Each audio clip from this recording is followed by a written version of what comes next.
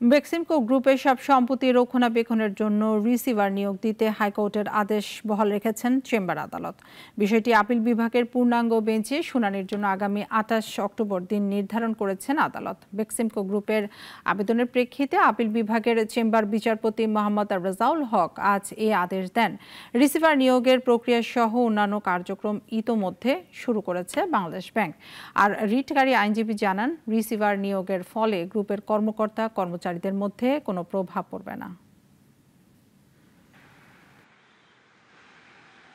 যতক্ষণ পর্যন্ত এই আদেশ চলমান আছে ততক্ষণ পর্যন্ত বাংলাদেশ ব্যাংক কমপ্লায়েন্স করার জন্য মোটামুটি সিদ্ধান্ত নিয়েছে এবং সেই মতো আইনজীবীদের সাথে পরামর্শ করে কার্যক্রম চালিয়ে যাচ্ছে। আমি কারো ক্ষতি করার জন্য এই মামলা করিনি।